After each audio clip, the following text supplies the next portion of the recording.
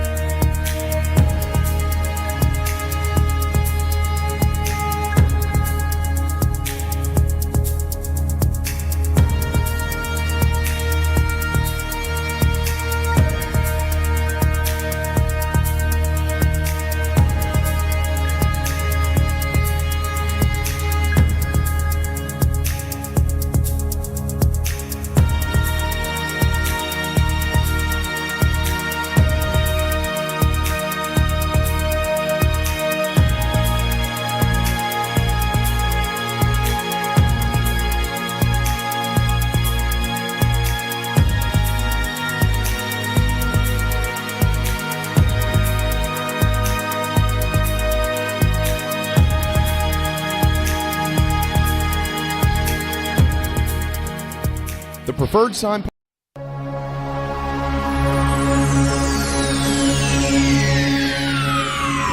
Ladies and gentlemen, may I have your attention, please?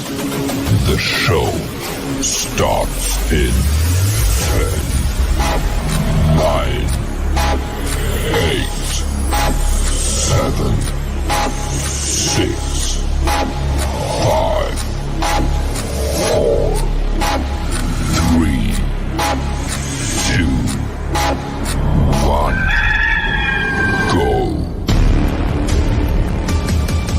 The electricity here in Columbia, well, has been buzzing loudly all weekend. Passion of the crowd in Williams-Brice Stadium is second to none. And the rave breaks out in Columbia. It is good! Gamecock fans, welcome home. See how it goes, but we'll be ready to go. It's time to root. Touchdown, Carolina! It's gone! Touchdown! What a hit! He baked it in! Can you believe it? Gamecocks have won this game! Here are your hosts, J.C. Sherber. Oh, watch him celebrate now! Phil Molinex. My wife doesn't like hanging around losers. And Jamie Bradford. I'm going to tell him, you look like you joined Duck Dynasty.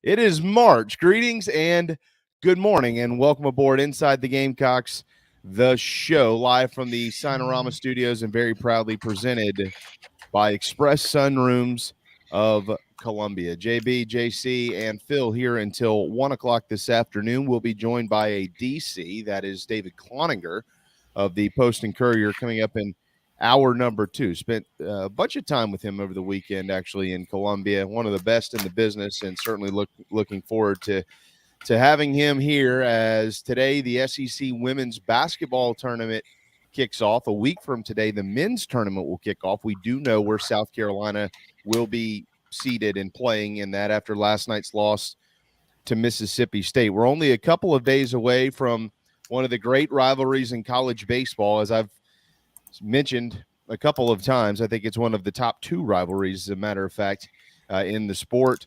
Clemson and Carolina. We'll give you a little bit of a heads up on where both of those programs are, if you don't already know, going into the series that begins at 6 o'clock on Friday at Doug Kingsmore Stadium in what Phil calls the orange fog. We're less than 2 weeks from the start of spring football. As a matter of fact, March 14th is when the Gamecocks will get back out on the field, and we'll get our first, I don't know, guys, peek maybe a little bit at Dowell Loggins and what type of offense he plans to bring. In addition, you might have missed this, but today, one of the great records in sports could go down. Pistol Pete Maravich's scoring record is only 25 points away from being broken. And so we'll tell you about that here in just a little bit. And in bad news, Jalen Carter, maybe the top pick in the draft, maybe could be spending the NFL draft behind bars. Arrest warrants are out for him. And oh, by the way, he's at the NFL Combine, and he's scheduled to meet with the media. It's interesting how both of those things have happened. That's probably canceled. Yeah, I got a gut feeling somebody is saying, yeah, we ain't doing that, because he has to turn himself in. I mean, he didn't have any choice in all this. But anyways, we're off and running, and we'll send it over to our Chicago running rebel, Casey Sugar. Jalen Carter impacts the Bears draft pick. Just our luck up here. Everybody's getting off the golf course right now. It's like, damn, they're going to the bar. They're like, I'm going to have 2 old styles today and a beef and a Polish. This guy's – it's Georgia kids already been drag racing. He's in jail now. It's just our luck. And honest to God, all kidding aside, the more I thought about it, the more I thought that kid could be the – and he still could be, you know. Here's a lesson for everybody out there, because I don't know what it is about drag racing at Georgia that all of a sudden it's become cool, because another player, if I'm not mistaken, got arrested for it a couple of weeks ago in Athens. Hey, stop. It's not fun. It's not, I don't know where that's coming from, but here's a lesson. Don't do it. I'm going to tell the boys they're about to drive, don't do it. Especially if somebody's been drinking, I know Jalen, they said he wasn't, but the other people were, there's no good that comes out of it. You want to drag race, go out to the mall when it's closed, like Back to the Future, do something like that, or go be a drag racer. It's just senseless. But the more I thought about it, the more I thought Jalen Carter should be the pick. He's probably the best interior defensive lineman they'd had since William the Refrigerator Perry back in the 80s. But now I think maybe Will Anderson is probably more likely, which I like Will. I think he's really good, but it's just, I don't know. It's just an unfortunate situation. And I feel bad for the families that lost loved ones because of it. But I also feel bad for Jalen Carter, because he's going to have to face some consequences. And to me, I think beyond the legal issue and how it affects his draft status or all that, he gets kind of a cloak of responsibility now on him for what happened. And that's something you have to live with for the rest of your life. And I don't wish that on anybody. Of course, I don't wish what happened to the others on them either. But it's a sad situation, in my opinion. But maybe he won't go to the Bears now. I mean, the new president of the Bears obviously is a beacon of morality, since he didn't play football during COVID and all that. Just kidding. But I can see him Kevin Warren stepping in. And I can see little Kevin Warren stepping in and, being like, we're going to do the, blah, blah, blah, because of course he, but anyway, we'll see sort of what happens there. But certainly not. It sort of turned my stomach when I saw this today, because you're kind of getting the picture of what happened. They were out celebrating. Somebody decided to be cute and race, and the girl lost control of the car and people died. So, yeah. I mean, it's not smart to do that on our roads down here anyway. And then he lied to the cops, and that's never good either. That's might get him in more trouble than what he actually did, depending on how much of a contributing factor they apply to Mr. Carter. It's turning into the national championship for Georgia is seemingly forgotten with everything that's happened legally since then. It's not been good over there, and I'll be interested to hear from Kirby Smart at some point in time in the future. He's going to have to speak because spring practice is coming up, and there's been a lot that's happened since they last snapped a football with their current and former football players and staffers. So, in addition to the fact that they've had coaching changes, I mean, honestly, if you really think about this, like when Kirby Smart finally gets in front of the media, and that's not me criticizing him for not being in front of the media to this point. That's not what I'm saying at all. But once he finally does get in front of the media, I will be shocked if any of the first, I don't know, JC, 7, 8 questions, or maybe even more of that have literally anything to do with what is going to happen on the football field in spring ball, because you've got the 2 legal situations, well, more than that, but they center around 2 actual occurrences. And then you've got, the promotion of Mike Bobo to offensive coordinator, and you've had some other changes over there. So he's going to be answering a bunch of off the field stuff long before he ever actually gets to talk about things like, I don't know, quarterback. They are going to have a quarterback competition. So that's going to be interesting. There's going to be a lot of national folks down there waiting to hear what he has to say. And guys like Kirby and Nick Saban and Will Muschamp and Jeremy Pruitt and all those guys, they'd rather eat a bag of nails with ketchup than answer anything about anything other than ball. And half the time they don't like to answer anything about balls. So, and now they're good. They have a pretty good little routine. They'll go out there and spend their time and their 10, 15 minutes and talk a little bit. But they, it's going to be a little bit of a uncomfortable press conference over there in Georgia. And, I just feel bad. I feel bad for that entire organization. I mean, they're not – South Carolina and Georgia are rivals, but Georgia's not some rogue program, I tend to believe Kirby Smart does things the right way, as far as, compared to everybody else. Lots of respect for Will Muschamp, Mike Bobo, Brian McClendon, Jackson Muschamp, Tyrion Ingram Dawkins. I mean, name the people that we know over there. They're human beings. And, so my heart goes out to them to have to be involved in something like this. Cause you look at Georgia, and like I said, you take the rivalry aspect out of it. And Georgia's got a lot of rivals. So a lot of people are probably like, it couldn't happen to a nicer crew.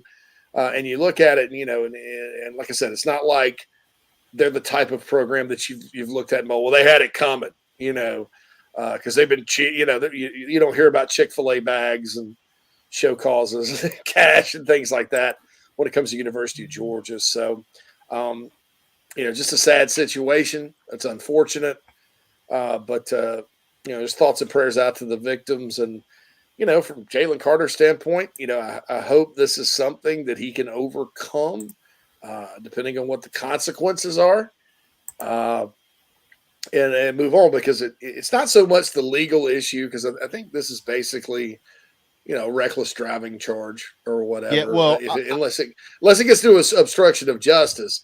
And so if you can get past that, there's no jail time. You have a legal record, but you move on. But the guilt, I think, that's something that can affect somebody for the rest of their lives. I think, just having it now public that he was heavily involved with this thing. Yeah. So I think here's where the issue is going to come in with him. Clearly, in addition to the charges, I am not a prosecutor or an attorney or anything of that nature, but to use just a little bit of common sense here, they here, I tell you what, before I even say it, let me read this. Let me just read it for those that don't know what it says.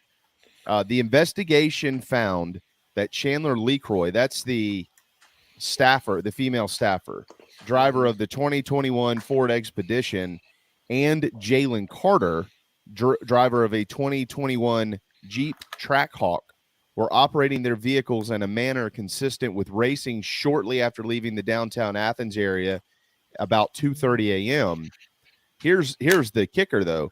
The evidence demonstrated that both vehicles switched between lanes, drove in the center turn lane, drove in opposite lanes of travel, overtook other motorists, and drove at high rates of speed in an apparent attempt to outdistance each other. Evidence indicated that shortly before the crash, the expedition was traveling at about 104 miles per hour. The toxicology report indicated that LeCroy's blood alcohol concentration was 0.197 at the time of the crash. Investigators determined that alcohol impairment, racing, reckless driving, and speed were significant contributing factors to the crash. The case is being handed off to the Solicitor General's office. So I read all that for this reason. Jalen Carter was there when the vehicle crashed, and he left. And then he returned basically 90 minutes later. Why is the question? Is it because he didn't want to be implicated in the high-speed chase? Is it because he had been drinking, and if he stopped, then maybe he would get popped for a DUI? Nobody knows. They can't charge him with a DUI right now because they have no evidence that he had been drinking. But had he? And so there, in addition to the legal side of this, you bring in the football side of this, at some point in time, he's still going to have to answer questions from the NFL, individual team questions or whatever it is. His answers, if he lies, we know what generally happens in the legal process. They figure this stuff out, and they're going to know this. So he has a lot riding on the line, in addition to the fact that the humane side of this conversation, like y'all both just mentioned a minute ago, the fact that there are two people that are dead over poor decisions by all of them, every one of them. I mean, Jalen Carter didn't drive that young lady's expedition to over 104 miles per hour, but he certainly took part in the experiment, we'll call it, and it didn't work out. So there's a lot that's able to that they're going to have to unpack here. But where they're not going to have a lot of leniency with him is the fact that he was there. This car wrecked, 2 people died, and he drove off, and he didn't stay to help his teammate and 2 teammates and 2 staffers. Yeah, I mean, that's true. All true. It's just an unfortunate decision. Kirby did release a statement. It wasn't. It was very. He said the charges are deeply concerning, especially as we struggle to cope with the devastating loss of 2 beloved members of our community. We will continue to cooperate fully with the authorities while supporting these families and assessing what we can learn from this horrible tragedy. So. Well, that's a lot better than wrong place, wrong time. Yeah, well. Nate Oates needs to go to the Kirby. And I'll say this. I mentioned Saban and Smart and Muschamp, and those guys, they don't like to talk, but they're savvy now. I mean, they're not going to sit there, unless you count the time Will Muschamp said Thanksgiving wasn't a holiday. Well, he didn't know it was vote day, and all that. Those are the two. Those 2 times. But most of the time, something big like this happens. It's short, it's sweet, it's to the point, but it's savvy. But it's just a horrible thing, man. I feel bad for everybody involved. And somebody in the chat box said you should hate everybody in the Georgia football program. I don't. People personally, and you don't want to beat them. No doubt, you don't hate them. You always want to beat their tail, and you go back and forth with their fans. I have a lot of great friends that are Georgia fans, and I'll go back and forth with them all the time. But same with Tennessee. But well, the fans generally make it worse than the players and the coaches do. But y'all. Guys, Coach Muschamp. I know that's not popular to say it. I'll say it because I don't really care what's popular and what isn't. Will Muschamp treated me with the utmost respect for his entire tenure at Carolina. Got a lot of respect for the guy. I appreciate what he always asked about my children when they were going through their health issues. They still are, but back then we didn't know what was going on, and that was always the first question he asked me: "How are your kids doing?" Forget football. I could have cared less. That meant a lot to me. It's beyond football there. I mean, we're all passionate, don't get me wrong, but there is a personal side to it. And, I'm not – hate is a very strong word that's thrown around far too often these days. Yeah. So I don't hate anybody, but, I'm definitely not going to, definitely not necessarily pulling for Georgia every weekend, right? But I hope we beat their brains in. Yeah, absolutely. Yeah, I think that they're, I think this is a human element. And John Edward, look, man, no, it's fine. It's all good. Muschamp as a football coach, that's fine, but as a person, there's a lot worse people that have coached here. Yeah. I mean, Yeah. Honestly, there's a bunch. The list is long but distinguished, to be honest. Oh, yeah. There's a few guys I'd put Will Muschamp in their place in a hurry. Yeah, hurry. But that's fine. Yeah, I'm not saying that he shouldn't have been fired or that they should have given him more time or that he didn't make mistakes. I mean, that's all part of the job. But personally, I just don't. I still got respect for the guy. So it's not popular to say, but that doesn't bother me at all. A couple of quick things. I know we got to get to break. By the way, on the other side of the break, we are going to announce a winner for the a couple of painters Gamecock Room giveaway. And so if you are a frequent flyer of this program, as in viewer or listener, stay tuned. And if you entered the contest, you might be winning. So make sure that you hang tight here for just a little bit. There was something else, though, I wanted to.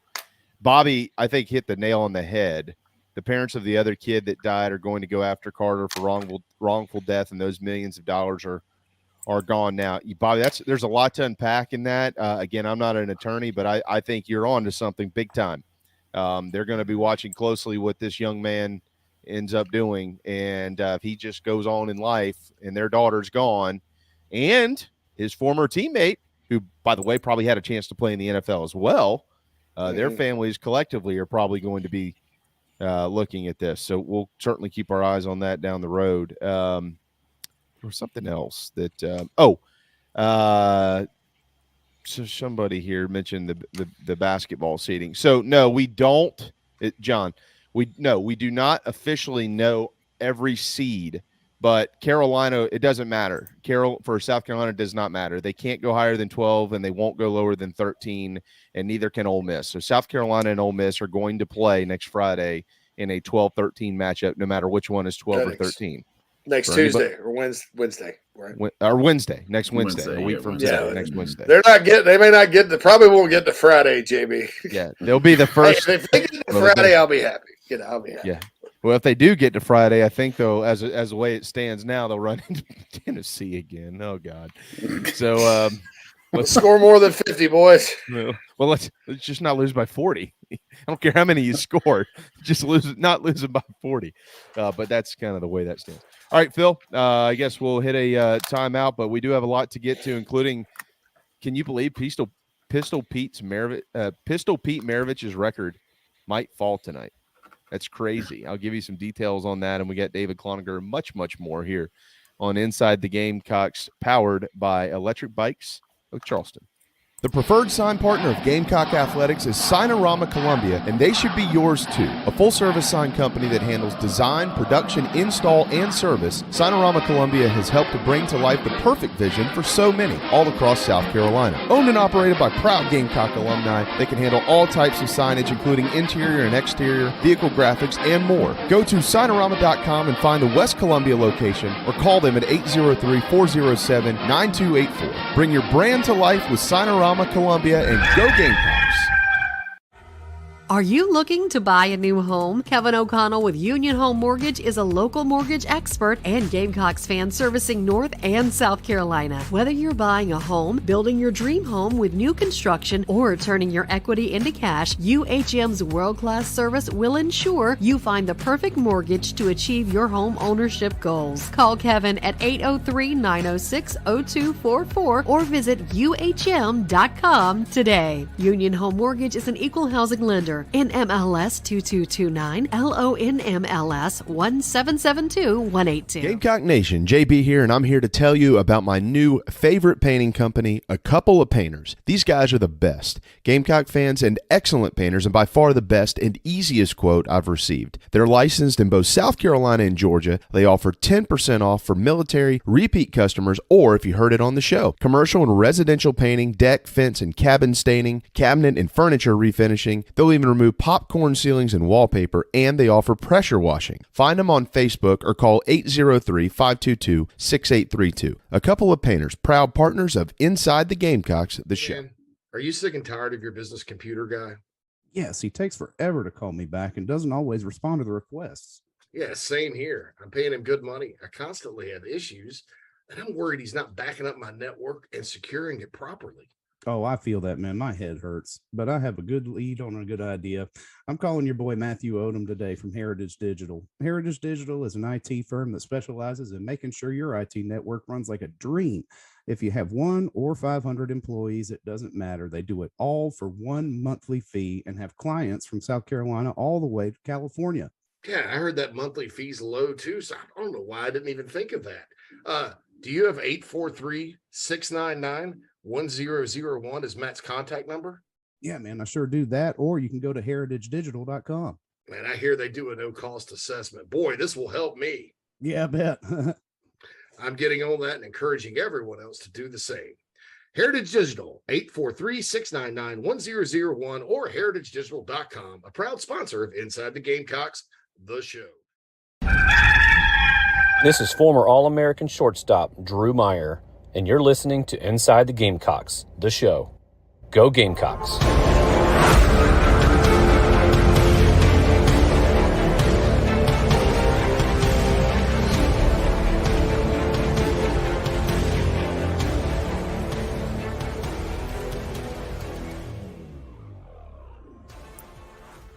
Welcome back to Inside the Gamecocks, the show, everybody. Presented to you by Express Sunrooms of Columbia. Give John Barber and his team a call. 803-446-4662 is how to get in touch with them to talk about how to set up a consultation about perhaps making your backyard an outdoor retreat. And, of course, the first hour of the show is brought to you by Cindy Searfoss and the Coldwell Banker Kane Realty team. As always, here in the Upstate, give Cindy a call for your upstate residential real estate needs at 864-414-5271. Got some thoughts on this Antoine Davis-Pete Maravich thing. Yeah, I do. Oh, well, I do too, because there's a lot more to that. Before we get there, though, make sure if you need something painted that you don't ask your neighbor. We are your neighbor. We're telling you. Will you be my neighbor? Yeah, we're telling you right now, a couple of painters. That's who you need to use. I get it. I know how it works. Hey, man, you get painters. I got to get the living room painter. I got to get my fence stained. Oh, man, I think my friend knows somebody. Let me ask him, and then you never hear from him again, right? How many times have we all done that? Or maybe I'm the only one whose friends don't talk to them anymore. I don't know. But if I'm not, a couple of painters, we're your friend. We're telling you a couple of painters is who you want to use. LetMePaintSomething.com. They literally can do everything, certified in South Carolina and Georgia. And they are licensed, they are insured, and they travel the entire state. And they have been kind enough to give away a Gamecock room. We've been telling you for a few weeks, make sure that you register. So without further ado, Phil, we have a winner. You can roll the tape. Let's go.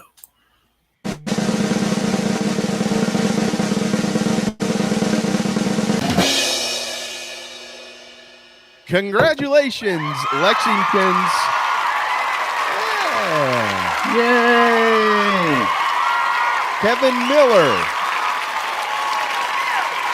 If anybody Way knows to go, Kevin, or if Kevin is watching or listening to our program, you're a winner. So you're going to get a Gamecock room.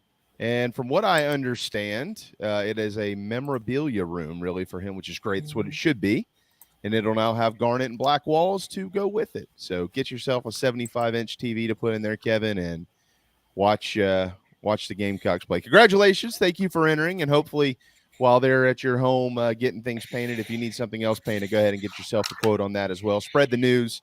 They are the best painters best quote I've ever had, and based on their work, pretty much best painters I've also ever seen. A couple of painters here in South Carolina. The Picasso? The Picassos of home painting, if you will. Jan says they misspelled Jan Bennett. Jan wants he wants a beer tree mural, in his room, Yeah, Sandra, Kevin's wife's punching air right Where now. Where's Kevin at? Come on, Kevin. You're missing the show the day you on your big day? Oh, wow. Bobby must be present to win. Tristan and those guys do a great job, man. Seriously, Tristan. I've known kind of sort of known Tristan for a while. He's been a listener back when I did it by myself, and he stayed with us and certainly thrilled to death.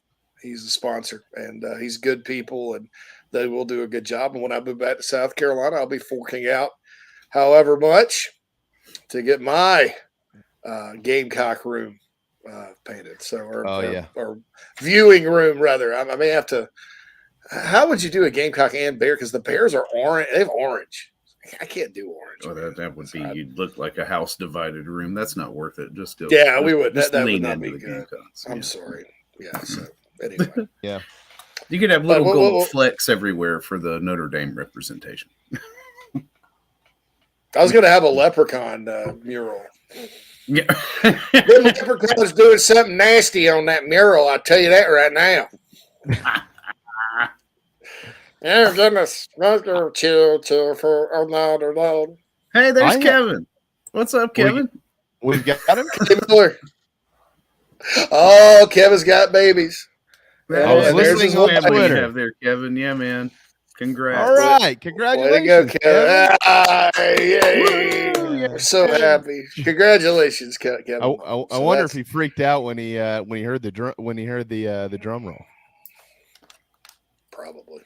Maybe so. I was kind of amped for the drum roll myself. That was great. Yeah. I was like, all right. Congratulations. So you get all that. So that's awesome. I love giveaways. I've got some stuff to give away myself tomorrow. I got a McKellar Enterprises beanie, but I'm going to package it with a Carolina Rise shot glass and a Carolina Rise koozie and assorted stickers. Nice. But I got to come up with a good trivia question. I had one today, and then I was like, it was too easy. I've got, I tell you what, this is also news to y'all. But we actually have some more giveaways in the very near future we'll be doing on Fridays that involve food. Wow. Food on Friday. Hungry. Right. Hungry. I think people will enjoy that. But Phil, to your point, because I saw the look on your face. Listen, this cat. I mean, all right. I hate to be the old guy in the room. No, right? you're not going to be. Let her. Hey, come on. Give us your Davis, best. Let key. me tell you something. Hey. Pete Maravich's record in my personal record book will stand probably forever. Two things. Clint brought one up. No 3-point line back in the day. Two, they used to play defense in the down college ranks a hell of a lot better than they do now. You didn't just get it coach to coach. It took him 5 seasons. He had the benefit of the COVID year to come back and compile these stats. Antoine Davis, classic compiler. So wait, hold on just a second. JC, we asked, or I'm not going to say we because you did it, but I asked Phil to give us your best Monday Keith, and that's what he came up with. He was smiling. I think you might be drinking. No, that was it. Oh, too early. Button. It's not noon yet. Well, here, why don't you restart that, but stare Lamont in the eye and you mean like the Keith impersonation? Let me tell you something, Antoine Davis. Your record doesn't mean a damn thing. You need to play back in my day when I was a junior varsity coach. Oh, no. There were no 3-point lines.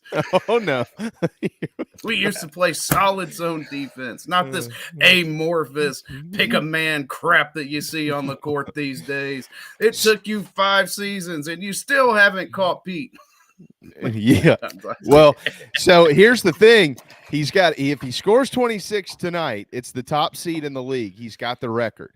So for those that he plays for Detroit Mercy, for those that don't know about this, to his credit, he's always been a pretty good player. And this year he's shooting 42% from beyond the arc.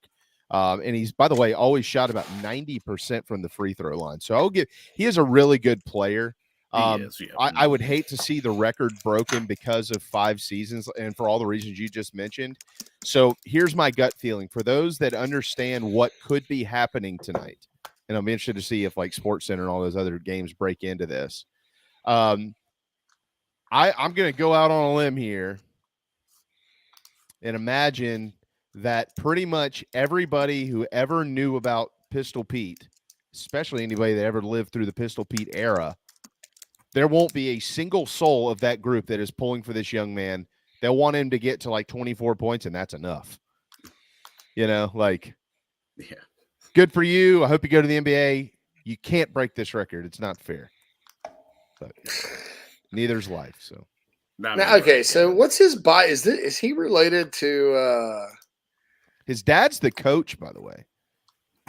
Is his dad the Antoine Davis that played in the NBA? And he's from Birmingham, Alabama. He's 6'1", 100. He's got to be born 165 pounds. They've got him at 6'1". I'm looking at the stats here too. Yeah. Oh, he can shoot it. I mean, I'll give the kid his due. No.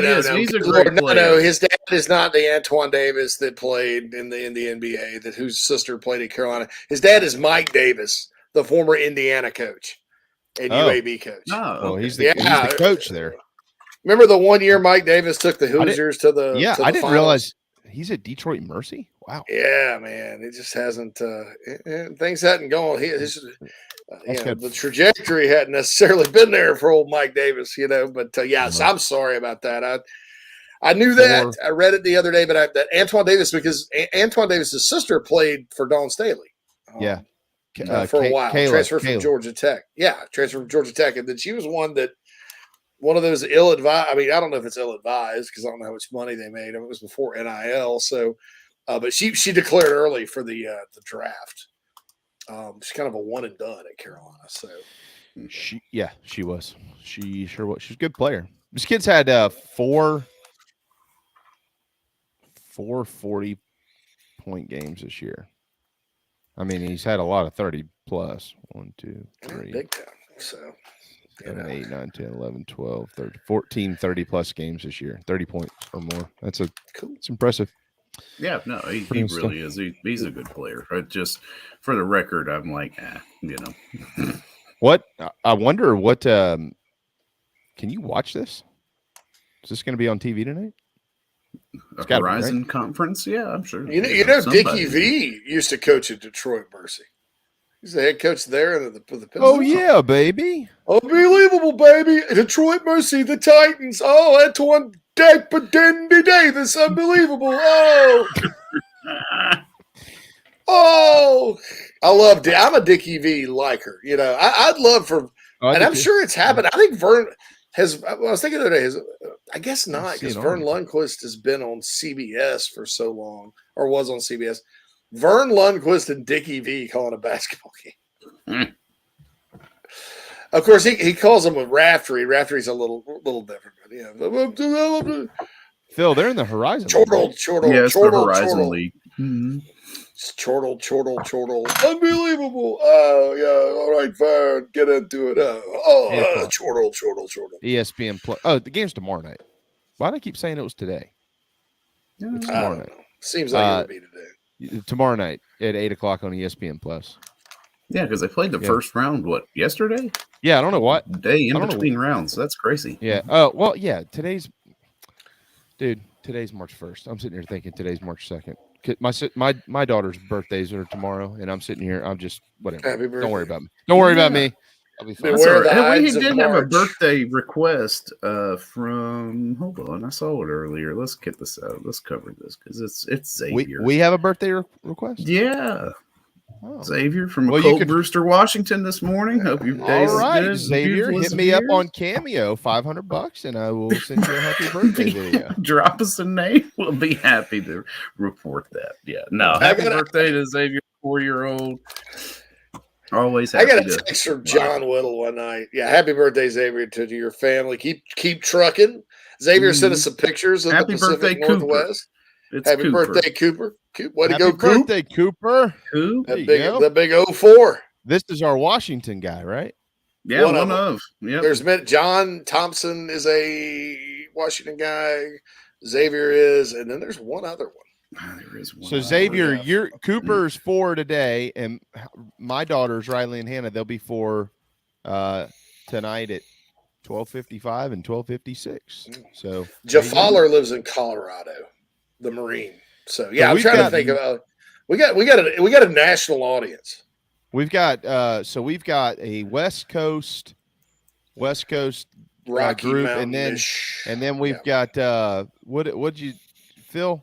What'd you say it yesterday? Pastors and mailmen. Yeah, the prayers versus parcels, 3-on-3 tournaments. Gamecock Pastor actually tweeted at us in the I Help Consulting mailbag and said, catching up on the Vicksburg Pop from yesterday, 2012 Union County High varsity basketball captain. Go Yellow Jackets. I remember when it was just Union, and then you threw Jonesville and Lockhart in there and it just screwed everything up. Anyway, not the best athlete, but I can hold my own. Give me a time and place for the Mailman versus Pastors game. We actually, if we could get a title partner for that, we might be able to figure that out.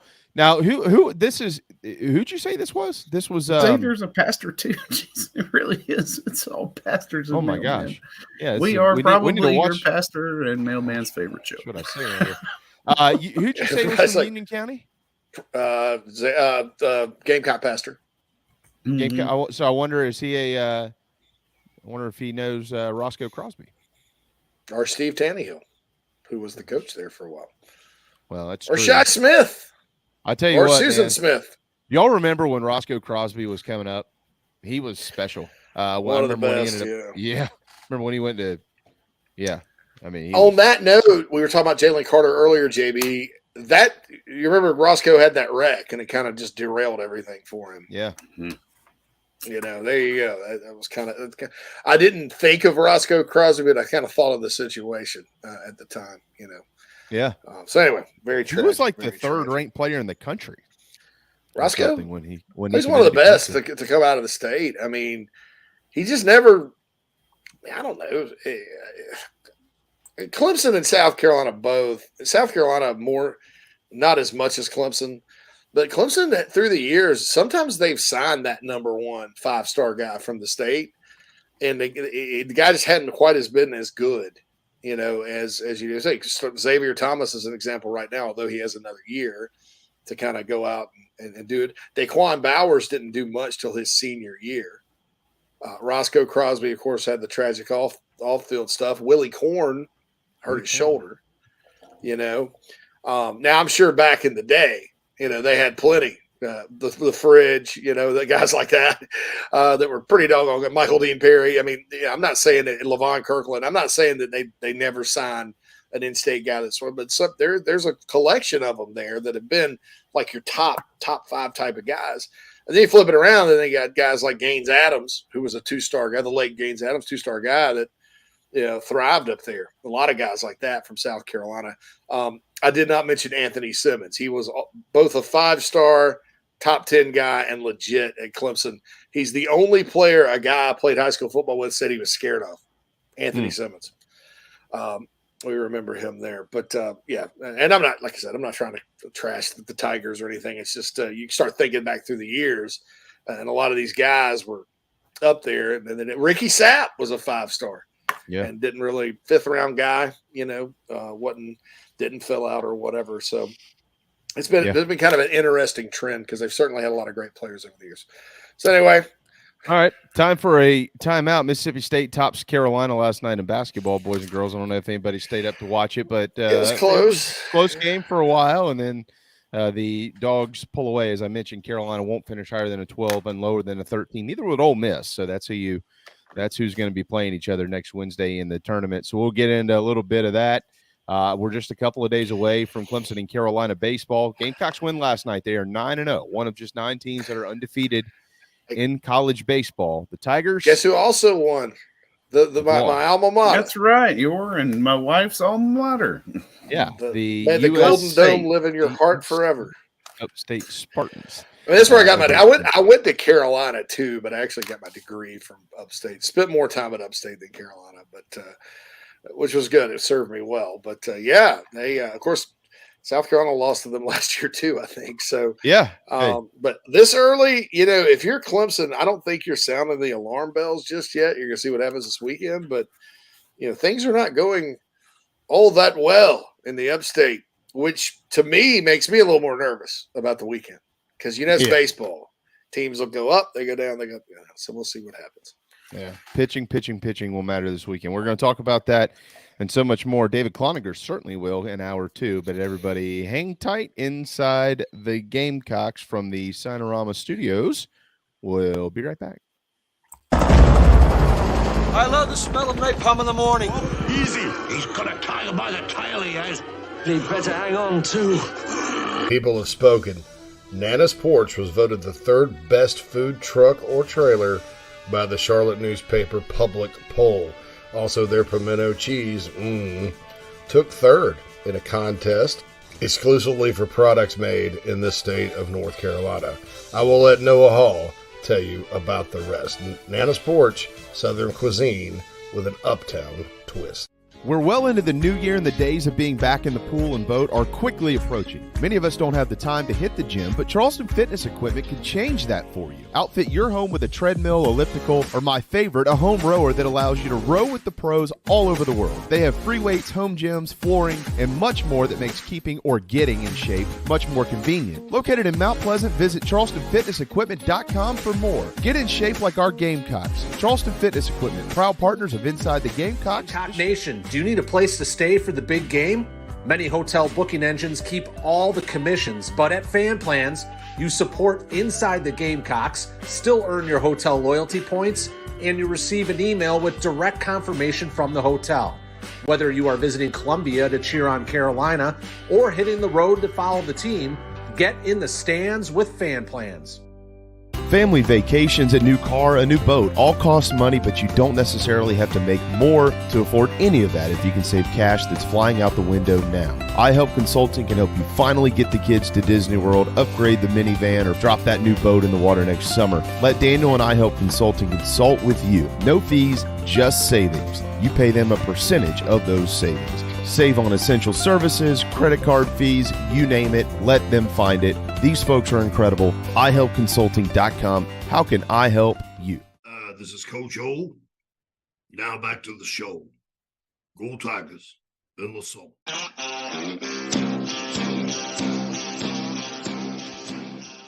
11:47, final segment, hour 1. Again, DC coming up in hour 2. All right. Who plays golf? Everybody raise your hands. JC, don't raise your hand. Everybody else who plays golf, raise your hands. All right, let me tell you. Putt would be fine. Yeah, okay. Putt would be fine. I'm going to tell you about your all-new golf experience because it has finally arrived. TravelingCountryClub.com. TravelingCountryClub.com modernizes the club membership. It provides members with steep discounts and privileges at over 40 golf courses in the Carolinas, both South Carolina and North Carolina. It's an extremely affordable program. It allows you to play as much golf as you want to play, go all over the place. They have live scoring. They have social outings and discounts and pretty much anything you could dream of that you'd want in a country club. They've got it, except for guess what? This makes you a member at over 40 courses, not just one. So if you're going to be in the Low Country, if you're going to be in Myrtle Beach, if you're going to be in Columbia, if you're going to be in the Upstate, if you're going to be in the Charlotte area, become a member today and bring your modern golf club experience to life. TravelingCountryClub.com. I am a member. Matter of fact, I was talking to somebody at school this morning, dropping my kids off. They just became a member. Really, really excited about what these guys are doing. It is really, really, really impressive. So play more golf with TravelingCountryClub.com. All right. 11:49. Yeah. Oh, sorry, bud. They got some pretty nice courses here. Sorry. They've got a ton of them. Yeah, they got one in Waynesville. We're in Waynesville, Maggie Valley all the time. My family's got a house up there, so we go. I can't wait to play that course. That's the one course I haven't played up there. Looking up here, Cherokee Valley. They got Yeah. Well. Yeah. I- Great. I would like to wish a happy birthday to the following people: Justin Bieber, Tyreek Hill, one of the pimp of all pimps, Harry Belafonte, and the late Alan Thicke. All right. Oh, Well, you know what? I've got this birthday list of famous people. I'm going to start like doing it every day because I think it's fascinating. Well, I'm going to double up with you on that because while March 2nd has turned into my favorite birthday date of the year just because it honors my daughters, Hannah and Riley. Today, if your birthday is today, it's a pretty good one. And I'll tell you, as a matter of fact, it's a dadgum good one. You know why? Because it's National Dadgum That's Good Day. Dadgum That's Good. That's good.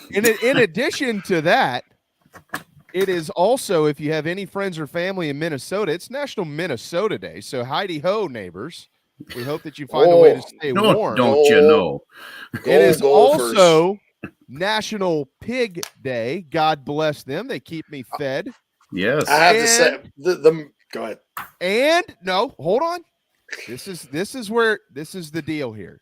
So if I see black screens, I'm going to know y'all have hung up and you've gone to the kitchen. It is National Peanut Butter Lovers Day. Oh. Who doesn't love peanut butter on everything? My dog will be happy. He likes peanut butter on lots of things. I like crunchy Peter Pan myself. Yeah, peanut. I'm a crunchy peanut butter fan. I like crunchy better than smooth. Are y'all old school? Can you old school it? Do you like PB&J's? Do you like tomato sandwiches on white bread? Are those? I like tomato sandwiches. My grandmother. I don't do tomatoes like that. No. She put me a little pot roast on there one time when I was a kid. She's like, "You want a tomato sandwich?" I was like, "Yeah, sure." She's like, "How about this beef here?" I'll put it on. I was like, man, that's good." Phil, a little American peanut butter cheese. and corned beef sandwich, though. I know I sound strange, but that's a delicious sandwich. Well, Phil, I was going to say just put some crunchy peanut butter on your tomato, and there you go. It's the slimy inside for me. Some people just aren't tomato. Can't do it. Just can't. Aren't do tomato it. fans. I tell you what, though, where I live on Johns Island, you get in the middle of the summer a big Johns Island tomato, and you cut it nice and thick with salt and pepper on top. You will. They look good. I mean, my grandparents used to grow them. I'm like, oh yeah, I just wish I could. And then, but it's always, they put it in a sandwich with mayo. I'm not a mayo guy either. It's just two things. Oh no! You don't have the mayo, Phil. No, man, I'm mustard. I'm a mustard man. I'm a mustard based. Yeah, mustard based. But what's he saying, Happy Gilmore? This guy sucks. This guy. We're putting that into the tomato. Intro. Homegrown tomato. Yeah, that's probably the two not Southern things about me. I don't do maters and I don't do mayo. Oh, JC, but your tomato sandwich, are you a white bread guy? It's got to be white bread, man. Oh, yeah, I don't do wheat bread on tomato sandwiches. Oh, no. I may toast it. I may toast the white. Every now and then I may toast it, but I really prefer, because I like BLTs too. I do too. Clint doesn't drink sweet tea. I haven't drank sweet tea in 20 years now, unless I'm in my hometown at the Beacon.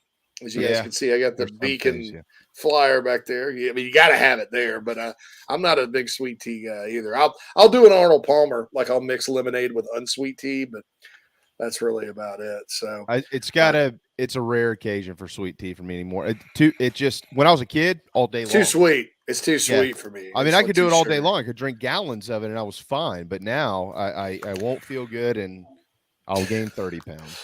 Yeah, it's something else. I try. That's the one thing I try to watch. But anyway, Gamecocks last night.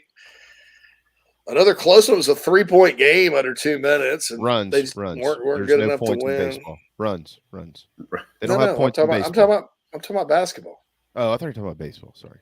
Nah, it's a close one. It was a 3-run game, a 3-run baseball game late. That's what I thought you were talking about. It ran a little long into last night's. Yeah, but I saw somebody on the message board one time. He knew clearly one of the baseball experts out there and kept referring to it as points.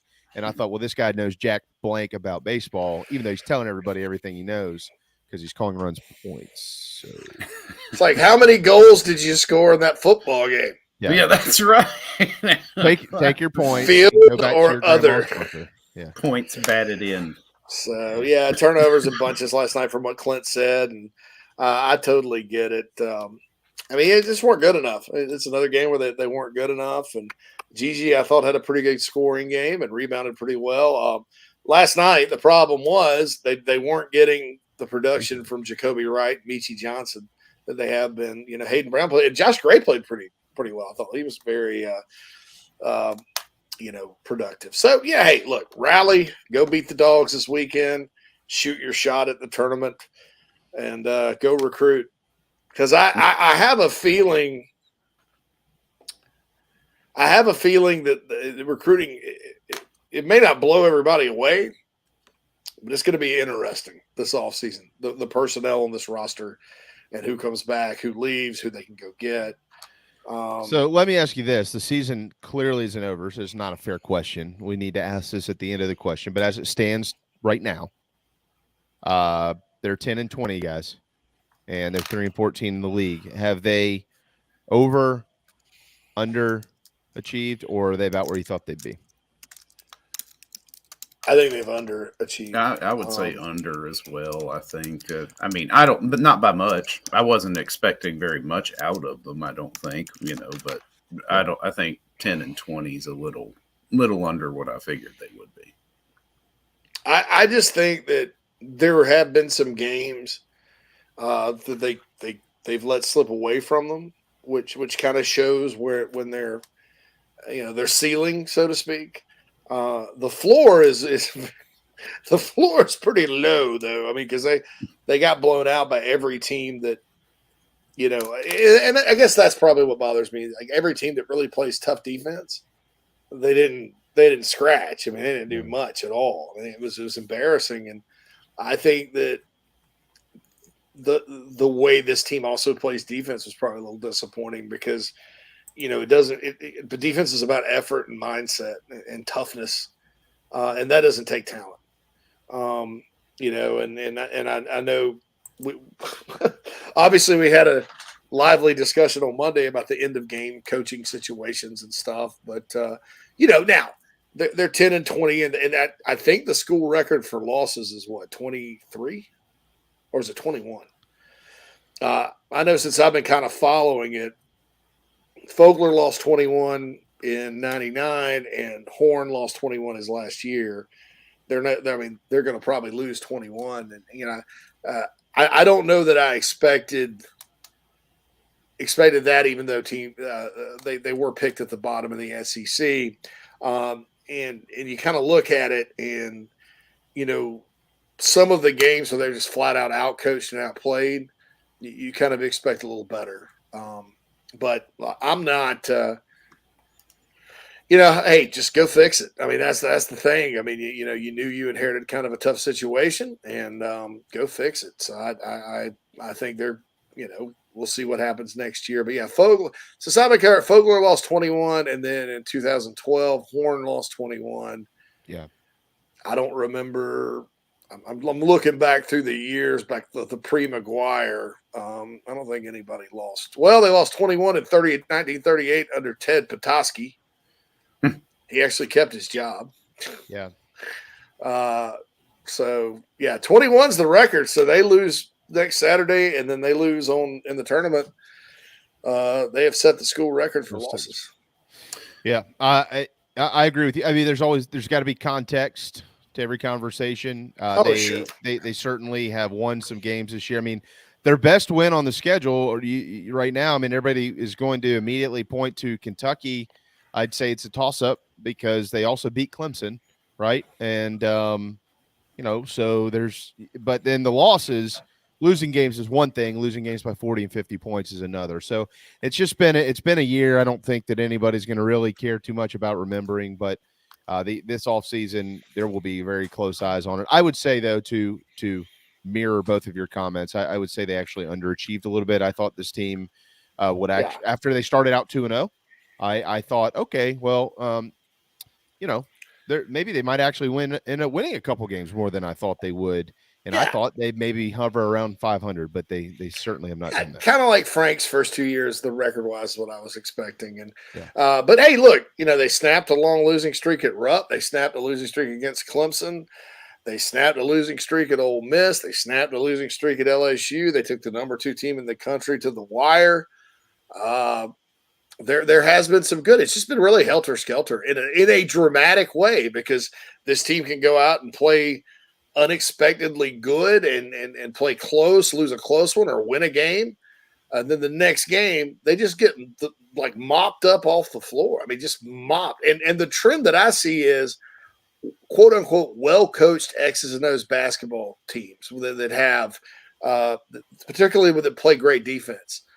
Carolina struggles with them. And that is an alarm to a certain extent about, the lack of a better term, the coaching. By the way, I know we got to get to the top of the hour break. Shane Beamer says, and this is a quote, as far as I know, I've been asked a few times, and it's not even a discussion with us as to whether or not Jordan Strawn's coming back. We're full speed ahead and don't think there's any issue. Never once has anyone said Jordan isn't going to be able to come back. I hope I didn't just jinx myself, but I don't see that as any kind of concern right now. I haven't been concerned about it either. I'm more concerned about his health and things like that, but getting Strawn back is going to really help the pass rush. I think he, without getting a look at Desmond Umeozulu in college, I think Jordan's probably one of the most natural pass rushers on the team. Like, he's got a lot of ability in that department. So our friend Chris Phillips from the Spurs Up Show tweeted that out. So we retweeted it for him. So anyway. We are less than 2 weeks from the beginning of Gamecock football practice, matter of fact, and then a month after that, they will kick off at night, 7:00 at Williams-Brice Stadium for the annual spring game. Big Gamecock weekend, as a matter of fact, is returning to the area because Patrick Davis, whom I talked to yesterday, who's going to be joining our show in the next couple of weeks, is going to be performing. He's also performing here in the Low Country later on this month. So a lot to get to certainly there. But JC hit on some football. We'll certainly hit on some of that as well. David Cloninger is ahead with the Post and Courier. We still haven't gotten too much into the Clemson-Carolina baseball series. Monty Lee met with the media this morning. So we'll get into that. And much, much more. The Nana Sports chat box is alive and well today, as it always is. And we certainly appreciate all of you. Happy birthday to those whose birthday that it is, as we found out. Hang tight, hour 2 coming up. Electric Bikes of Charleston offers the most fun you'll ever have on 2 wheels. The home of Ovington, Velotric, Magnum Bikes, and more, they sell to consumers all across the state and offer outstanding warranties and service after the sale. Their electric bikes are equipped with 5 levels of pedal assist plus a throttle, so you can ride longer, handle the heat better, but still get great exercise. Bikes are available for all ages and sizes. Visit electricbikescharleston.com or stop into their store in Mount Pleasant if you're in the Low Country. Electric Bikes of Charleston, powering Inside the Gamecocks, the show. The real estate market has changed dramatically from just a year ago. Rates, supply, demand, all of your traditional factors are in a transition phase. That's why if you or someone you know are considering making a move in the Low Country, contact me, JB, at Coast to Coast Realty. I work with an outstanding support cast of attorneys, lenders, inspectors, insurance agents, and more, all of whom are valuable in helping find a way for you to comfortably make your real estate decision. That's right, call me, JB, your Low Country real estate broadcaster. Golfers and wannabe golfers, former Gamecock golfer Meredith Taylor is now a full-time golf instructor in the Midlands of South Carolina. In-person golf lessons are held at the Country Club of Lexington. Half-hour, hour, on course 9 or 18 holes. And if you're outside of South Carolina, Meredith conducts virtual lessons. Just send in your golf swing for analysis. Gift cards are available for in-person 1-hour lessons. Connect on Twitter at Mayor Taylor and find her online at McKellarEnterprises.org. Her email is on the website. Schedule your next lesson today with Meredith Taylor, former Gamecock golfer. You're tuned into Inside the Gamecocks, the show. Sideline and picked off. Brad Edwards will get a convoy. Touchdown, South Carolina. Spurs. You ain't just a bird. You're a top of the coop, star of the show, you're a rooster who was born to crow.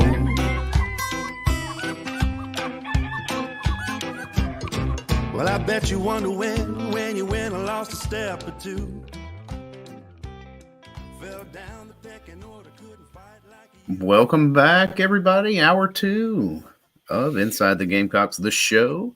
It's presented to you by Express Sunrooms of Columbia. Give John Barber and his team a call or shoot him an email, 803-446-4662, or John B. at expresssunrooms.com to talk about a potential patio or porch enclosure for you to enjoy the summer breeze bug-free. I was just sitting here thinking on the basketball front, y'all, real quick, before we really wrap that up. Much has been made this year about, okay, we're just looking for next year. We got to hit the portal.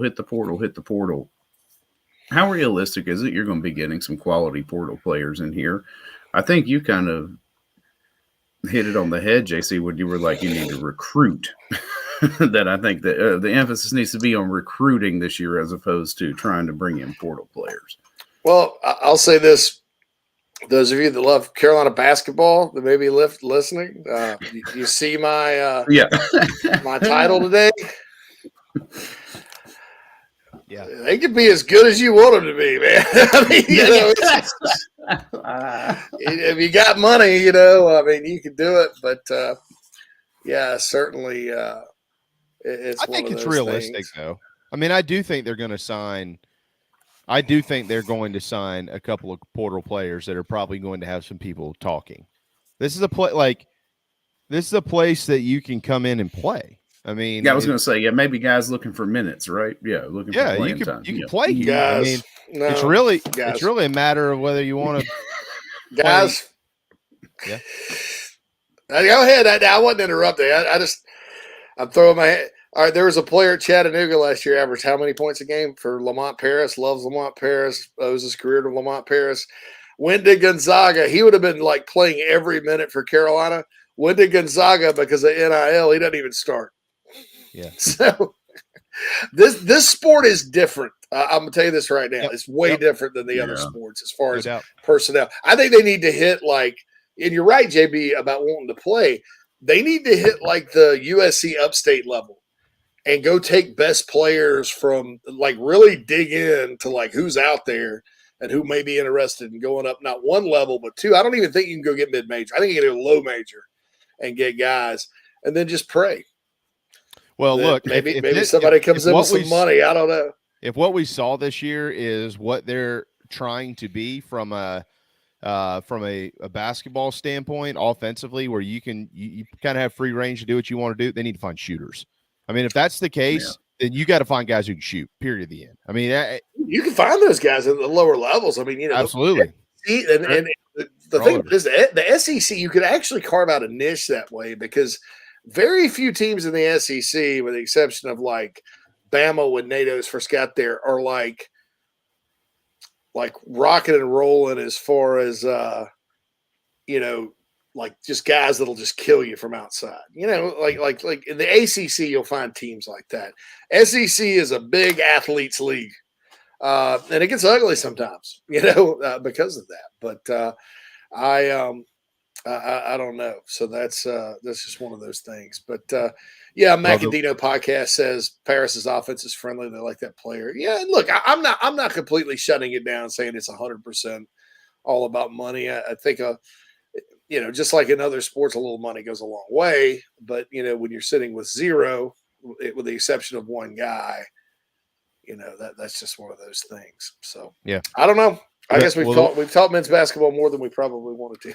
Well, the women certainly aren't looking for shooters. They got plenty of them. Just a reminder, at noon on Friday, top-ranked South Carolina will take on the winner of tomorrow's matchup between ninth-seeded Missouri and 8th-seeded Arkansas. The SEC women's basketball tournament in Greenville, right down the road from Phil, is already underway, and they're in the third quarter with Texas A&M leading Vanderbilt in a 13-12, and the 14-11 is coming up here in just a little while between last-seeded Kentucky and the 11th-seeded Gators. The SEC women's basketball coverage on our program, again, is teed up by travelingcountryclub.com. Become a member today and tee it up at over 40 courses in the Carolinas. JC, let me answer this question real quick because I just see this.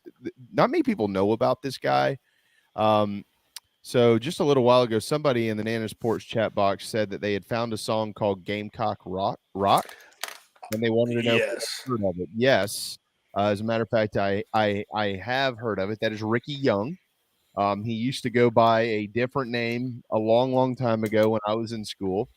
He used to have a rap song, as a matter of fact, that he co-wrote with guys named Michael Flint and Noah Whiteside and Savell Newton and others. If you can find it, which you can't, have at it. But yeah, Ricky Young went on to Nashville to become a pretty big country music star, and that is his song. So yes, I have heard of it. I have seen him play it. It's a song.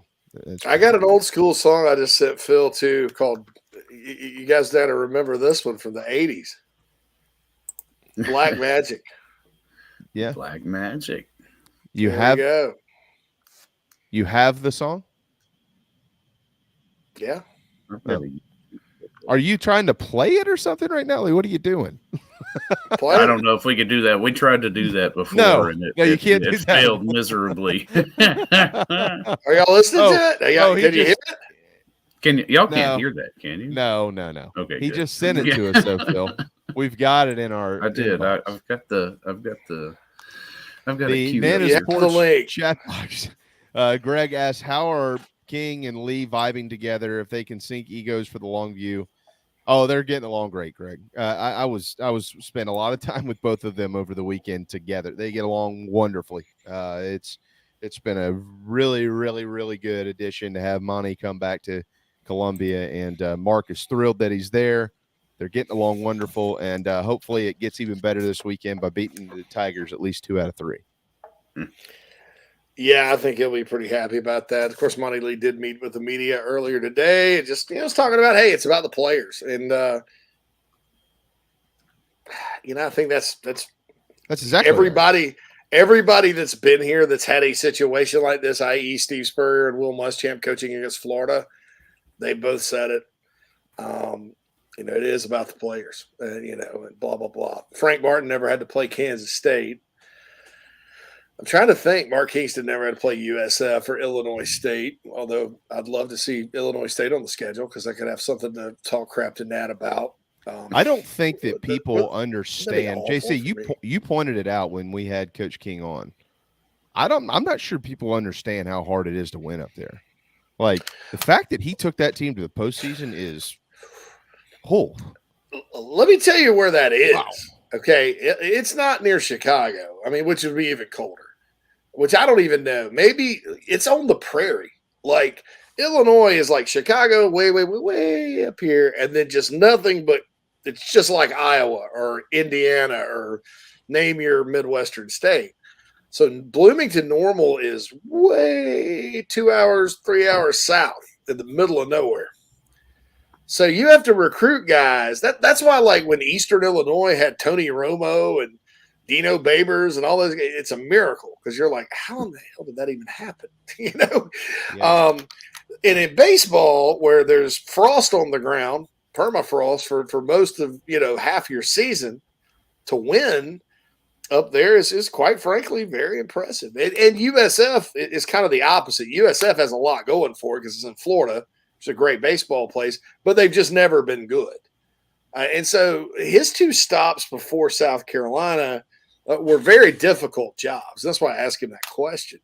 But I think the Monty Lee thing is going very, very well. I mean, they're 9-0. They're hitting the ball better. They look better. So that's the deal there. Yeah, what Willie says is Gigi coming back for another year. The odds are probably less than 5%. You never say never, but I can't think of a single reason why he would come back other than to get better at basketball. But they're going to get him better at that level anyway. And if it weren't for the collective bargaining agreement changing after this year, which causes uncertainty, it's like get your money while you can.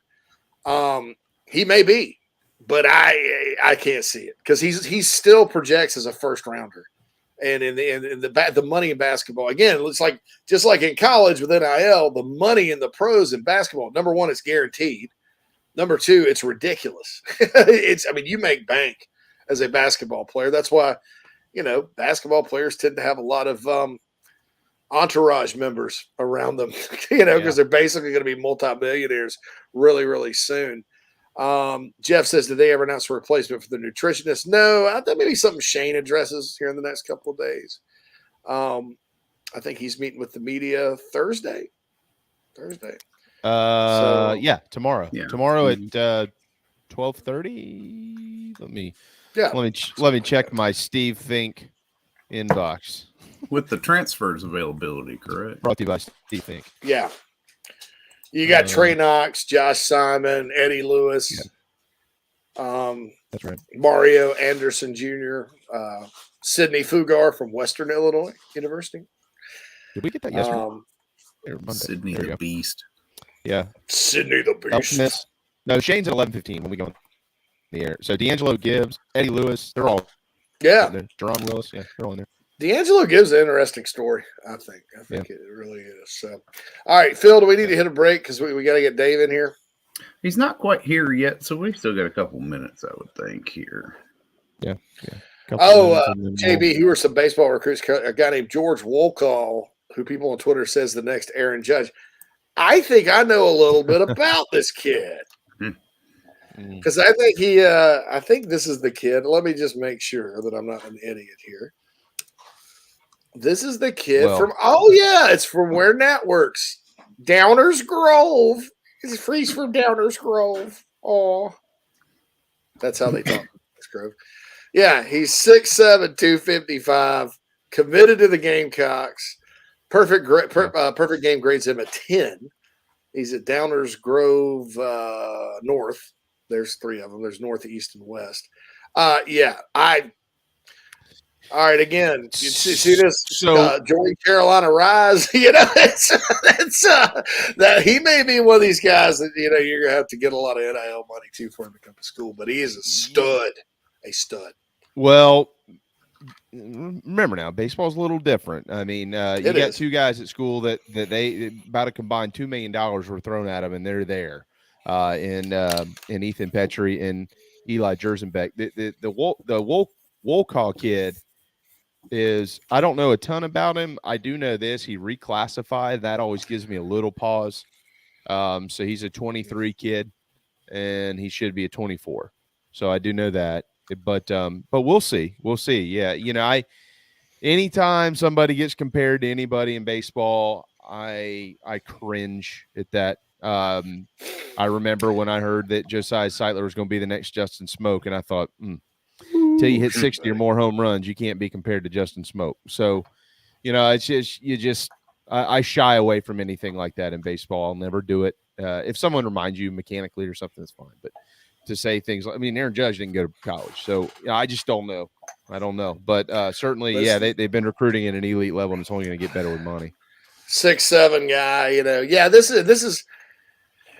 Trip Couch, who's in Arizona now, kind of started the whole, Chicagoland area recruiting thing, and this kid was just too good, and then he committed to the Gamecocks and all that. I think they have one guy, Jack Mahoney, but they've had several from this area over the years. I may just go watch this dude play. Well, they've got him listed as a corner infielder. I would imagine they're going to move him to first. But if he plays third, he'll be the tallest third baseman we've ever had if he's 6'7", truly. Geese was 6'5".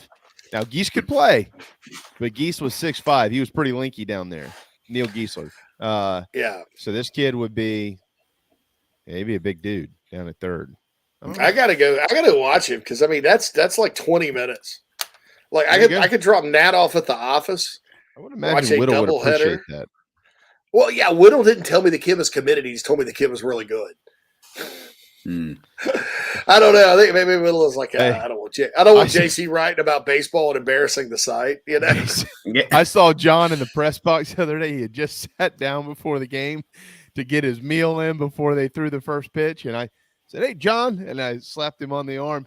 He didn't even look up. He goes, "Jamie." And I looked at Cloninger and I thought, Well, I just learned my lesson. You don't interrupt John Whittle when he's got that, TKO Oriental in front of him, man. He was business, man. He was ready to go. But Whittle knows all these guys. So I appreciate the questions, no doubt, but I will always defer to John when it comes to these dudes. He's the best. Now this gets who's reclassified before? Like I remember Landon Powell did. You remember? Yeah, it's rare in baseball. Yeah. Yeah, I almost think if you're rolling, you can roll. Lance Player's in the house. What up, Killis? What's up? 12-19 debut for Lance Player. How many lattes? Yeah, he just rolled out of bed. So woohoo! Lance is a mailman, I'm sorry, Marion. I don't think Lance is a mailman. I don't think he wants to be driving that much. But I think Lance might be on the vet team, though. I'm pretty sure he's because we could put together. Yeah, we could put together a thank you for your service 3-on-3 on a serious play note, right after the service. Yeah. We'll the damn mailman ran over my mailbox again. Sorry, it's the lattes. We'll call it Team America. Latte Lance. Oh, he works for the Department of Transportation. Great. DOT. He was a drill sergeant in the Army. What is your major malfunction? Welcome to remember R. Lee Emery, who also was really good in Saving Silverman, but Full Metal Jacket. That was Full Metal. His role. Lance is our show's big toe. Full Metal Jacket. I talk about one of my favorite movies, but it turns the page in a hurry. Pretty funny to. Ooh. Yeah, you're like, wow. And then, it's one of those two, almost like kind of like Saving Private Ryan, in my opinion, where the best scene is like at the beginning, And I'm not going to say it gets slow, but, like Old School's a movie for me like that. It's like the stuff at like the first 75% of the movie is great. And then it's just kind of like somebody almost said, we got to wrap this up somehow. Yeah. Didn't we find you in a dumpster? I got out. Oh. Speaking of wrapping things up, gentlemen, let's wrap up this segment. We'll hit the break because at the other side of it, we got DC, David Cloninger of the Post and Courier. We'll be back right after this. Just as your State Farm agent combines good neighbor service with surprisingly great rates, you can combine your home, auto, life, or small business insurance with Tony Pope State Farm Insurance today. And guess what you'll get? That's right, even more good neighbor service with surprisingly great rates. In fact, Tony Pope State Farm is your go-to agent anywhere in South Carolina, North Carolina, or Georgia for the service you deserve at the price you want. So try combining your home, life, auto, and or small business insurance today. Tony Pope State Farm has been in business for more than 30 years and can handle anything you need in the tri-state area. Once again, Tony Pope State Farm will help you mix and match perfectly. Call 843-851-2222 or visit TonyPope.com today. Like a good neighbor, State Farm is there. If you're in the upstate of South Carolina and are in need of residential real estate services, Cindy Bass Searfoss of Caldwell Banker Kane is for you. Ask her about the Village at Creekside, all of her listings in my hometown of Spartanburg, South Carolina, right there on Daniel Morgan Avenue, married to a lifelong Gamecock fan.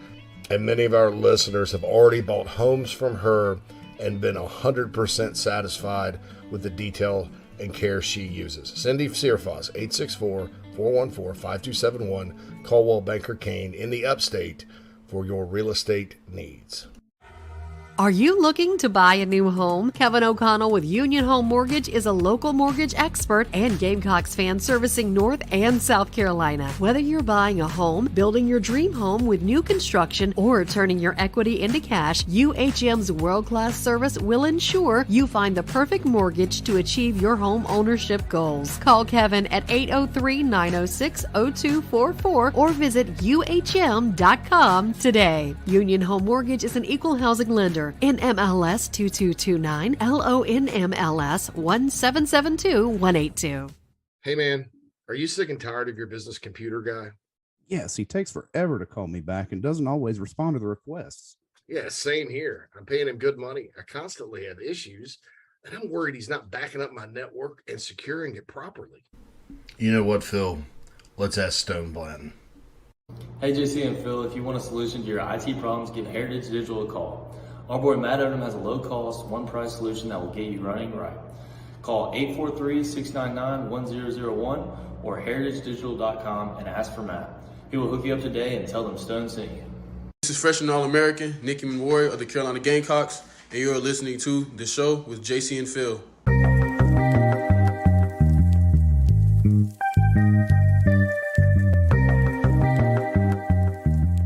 12:24 on a absolutely gorgeous Wednesday afternoon. Welcome to March Madness. It is March the 1st here on Inside the Gamecocks, the show. Quickly in women's basketball, they're headed to the fourth. A&M leads Vanderbilt 61-47. We're live always in the Signorama Studios. Signorama is the preferred sign partner of Gamecock Athletics. If you've spent time around Founders Park, Williams-Brice Stadium, or Colonial Life Arena, or anything in between, you have seen their work, and they have helped bring to life the perfect vision for so many across South Carolina. 803-407-9284. Design, production, install, and service. Signorama, again, the preferred sign partner of the Gamecocks. And with that, joining us now on the McKellar Enterprises guest line, none other than David Cloninger of the Post and Courier.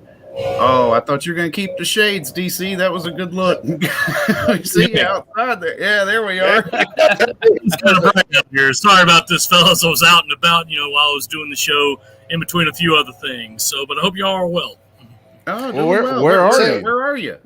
I'm in a eating establishment in Columbia. Oh. Yeah, it looks. I'm trying to figure out. Is that Whaley's Mill? That's not Whaley's Mill behind. Is it Whaley's Mill behind you? Yeah, it's close to Whaley's. Dang, I'm good. I still remember. So did you remember that song "Black Magic" from the 1980s? Black Magic. I Black remember Magic by Aerosmith. No. It's actually a Gamecock song. It was before Big Old Cock and all the Gamecock songs that are out there now. But it's I've discovered it, rediscovered it today. I remember it playing on the radio. But anyway, baseball series this weekend. We have not talked enough about that on the show today because we keep talking about this, that, and the other. South Carolina going in with a 9-0 record. Clemson struggling, lost to Upstate, got swept by UCF, and what caused some hurt feelings up there. It's a rivalry series. It's probably one of the toughest teams the Gamecocks have played so far. But you have to think the Gamecocks do have some momentum going in. Absolutely, JC. I mean, obviously, a lot of people have been emailing me, writing me, hey, is this team for real? And what I've told them is like, look, I can't say at this point if they're for real or if they're not for real. All I can say is this. One, if you point out the level of competition South Carolina's been playing, you would be right in saying it hasn't been the best. You would also be right in saying that they've been beat by a lot of this competition in years past. And another thing I can say is just in the terms of baseball, they're playing really well right now. So let's just see if they can keep playing really well and then see where it is at the end. I'm not going to pass any sweeping judgments after 9 games, but obviously in terms of results, you play 9 games, you win all of them, you can't do any better than that.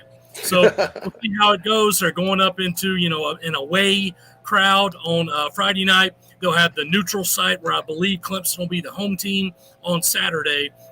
And we'll see how they handle that before they come to Columbia on Sunday. But, of course, Clemson's coming in with its pride wounded a little bit, getting swept and having UCF kind of, pimp it a little bit by running down the hill at Death Valley and then losing to a pretty solid Upstate team last night. So we'll see how it goes. And I just got to go up there and pitch and catch and field and see what you can do.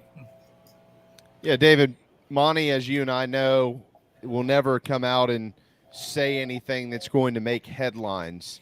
But he is returning back to Clemson this weekend, and of course he's a Gamecock first. But he met with the media this morning. So, were you there? And if so, did you learn anything from that press conference? I was, Jamie. Obviously, you got to talk to the guy. He knew it was coming, and he's been through this kind of thing before. He played College of Charleston in his first year at Clemson, so of course he's facing a lot of kids that he recruited that are over there in that dugout. Kind of the same thing here, but of course nothing against College of Charleston, but CFC and Clemson isn't nearly the same as USC and Clemson when it comes to rivalries. So it's going to be strange, especially because there are 3 players that he had at Clemson that are at South Carolina now, even though Ricky Williams is not playing, and really Jonathan French and Dylan Brewer aren't playing a whole lot, although French started last night and has had some pretty key at-bats early in the season. So he realized it's going to be different, but, once that first pitch is thrown, all of that goes out the window. You're just trying to coach. You're trying to win your team the game. There was one question asked about, what do you think the reception will be at Doug Kingsmore Stadium when they introduce you? And he said, hey, who knows, right? But I still got great relationships with the people at Clemson. I think it might be the same as when I came back to South Carolina as a Clemson head coach, when a lot of people applauded him because they remembered his days as an assistant here. So I don't think there'll be any bad blood. Monty doesn't have an axe to grind against Clemson because, as he's freely admitted, like, look, I had a great time. They treated me great. We didn't win enough ball games. We didn't get enough done. So I guess I deserved what I got, but, no hard feelings. That's how the game is. One of the conversations we've had a lot of this week is this rivalry in the grand scheme of this sport, DC, and the last 2 national champions have come out of the Magnolia State. So I gladly would say that I think those 2 teams right now probably have the best rivalry in college baseball, Ole Miss and Mississippi State. But I put this one at number 2, more than likely right behind it, for a ton of reasons. But when you think about college baseball rivalries, why does this one stand out, and why is it at the top? Well, JB, I think it's just because it's South Carolina and Clemson. It's a smaller state. They're always going to have a lot of heightened emotions when they meet in any sport, be that women's tennis or be that in football. There's always going to be that one that you want to get over your state rival, just because you grow up as a kid in this state. Like I know JC did. JB, I'm pretty sure you're a South Carolina guy. Phil, I'm not aware if you are or not, but you've been here long enough to know you're on one side or the other from a very early age. And it's always about that point of like, hey, it's great if they win an SEC or win an ACC title, but did you beat those guys? Did you beat those guys in whatever you do? So that's always going to be the biggest case. So it is a thing of where you're always riding on this. I think it gets a little heightened for 2 reasons in this state. One, back in 2010, 2011, 2012, what have you, even before that, South Carolina and Clemson were 2 of the best teams in the country, 2 of the best programs. One of them is probably going to have a real good shot at Omaha. And obviously they ran into each other in 2002 and in 2010 in Omaha. And then there's the other reason, which is that most of the time, let's just be frank here, the men's basketball programs for both schools are usually not very good. They've had some success, but they're usually not very good year to year. So after the football game in November, you kind of got this 2 or 3 month stretch where there's nothing, and then you have the baseball series. So it's a kind of a thing to pick it back up and really have everybody at each other's throat for the weekend and say, now's my time to get bragging rights, especially if I didn't get them last fall. Dave, basketball, you mentioned that. We were talking about it a little bit today. On the men's side, mercifully, maybe. Man, we're talking about basketball here. I'm trying to enjoy my lunch.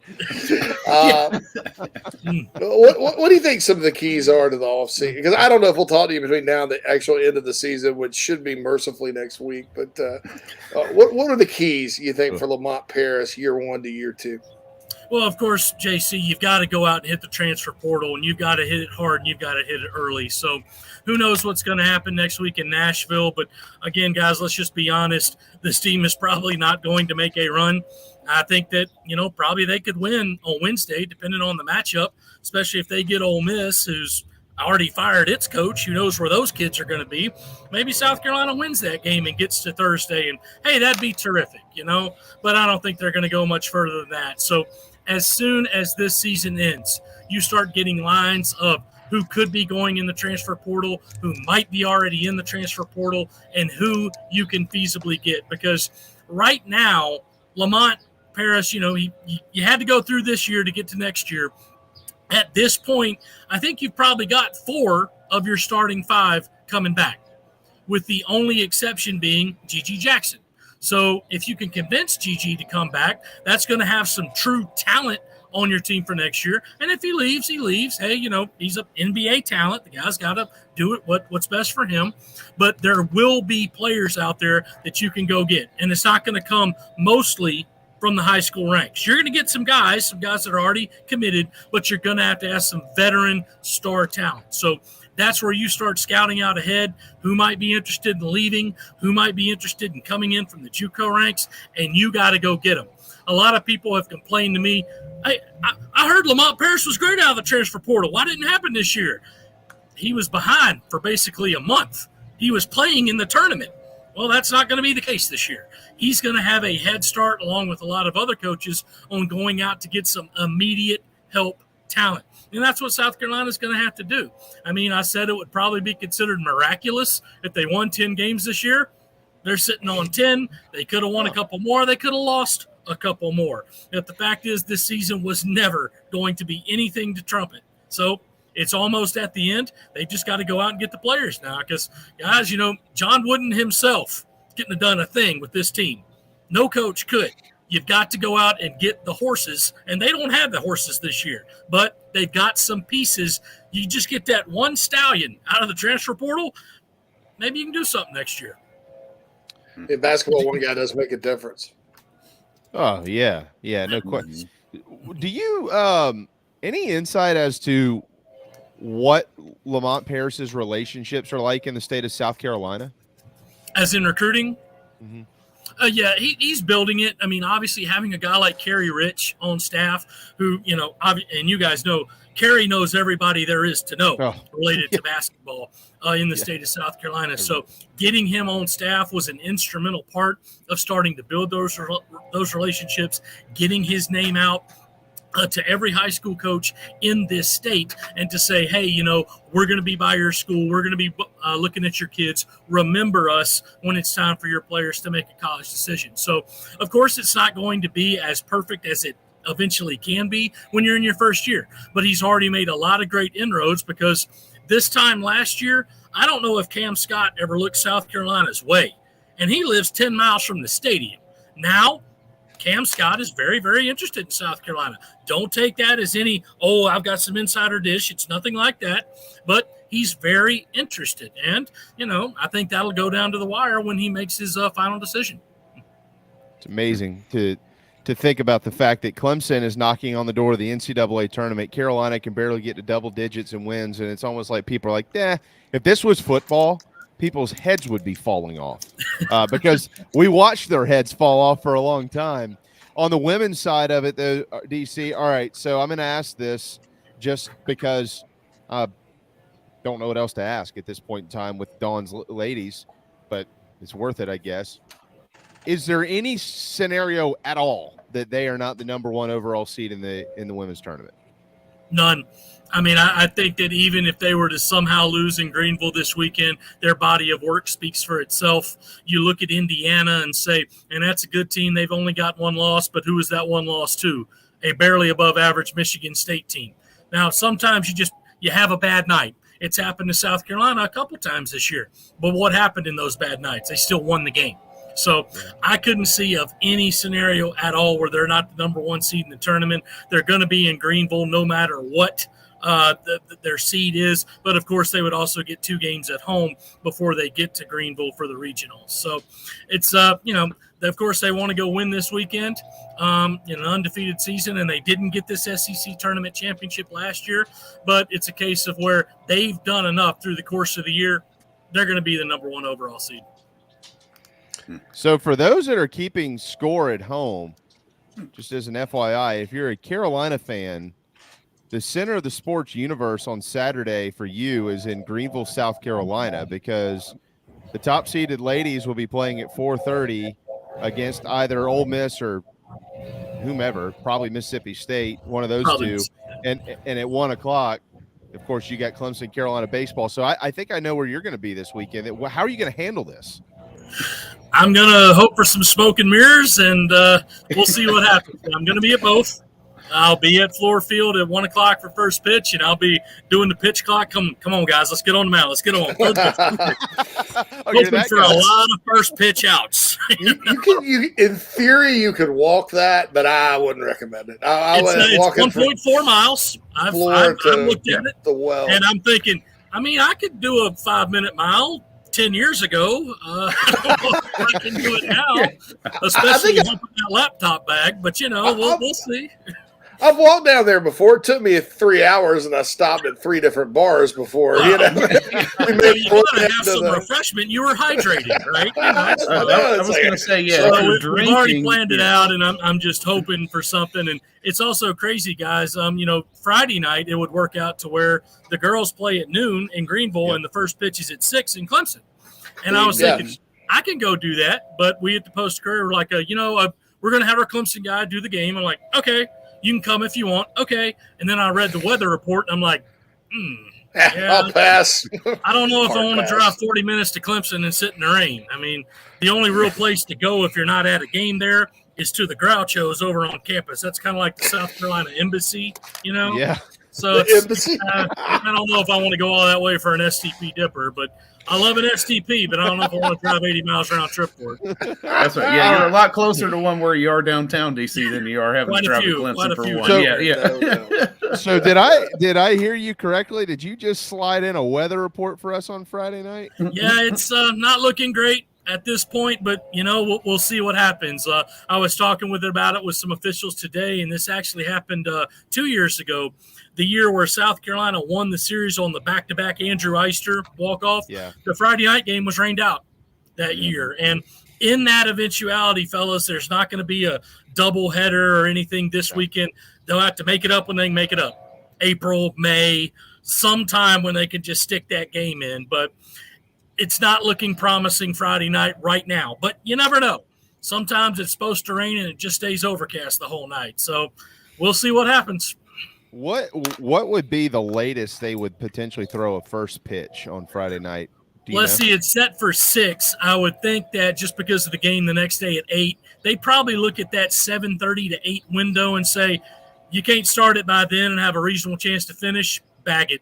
Because it's just not worth having the kids sit there forever, especially when you're South Carolina and you got to sit in the dugout or go back to the bus instead of going into the clubhouse like Clemson can. Well, and I could, not to interrupt, but I tell you what, not that I want to see anything rained out here, guys. If it was, that's advantage Gamecocks all day long, because for 2 reasons in my mind. You're not taking a bunch of dudes who've never walked into – first of all, have never played on the road into Doug Kingsmore Stadium for their first road experience. That's number one. Number two, they've got double the pitching that the Tigers have. So if you got to back things up, you're basically, what you're doing is you're basically bringing Mahoney out of the bullpen, and you're saving a ton of arms to go win, Saturday and Sunday and win the series. There you go. That's the advantage that the Gamecocks have. Of course, they're hitting the ball extremely well right now, but their pitching is always going to be what carries them. And you're saying now it's like, hey, you can have Jack Mahoney, who averages low 90s in the fastball, to come in and replace Will Sanders, who averages high 90s with his fastball, or Noah Hall, who struck out 12 last week, was SEC co-pitcher of the week, and his last fastball that he threw was 96. That was in the 7th inning. So it's, okay, that's fine. That's cool. Go ahead. You know what? Maybe we will pray for rain on Friday. That's right. What was back in the 50s with the Braves? Spawn and Sane and pray for rain. Now it's Sanders and Hall and pray for hail. I don't know. I can never be a rapper. I can't come up with rhymes that quick.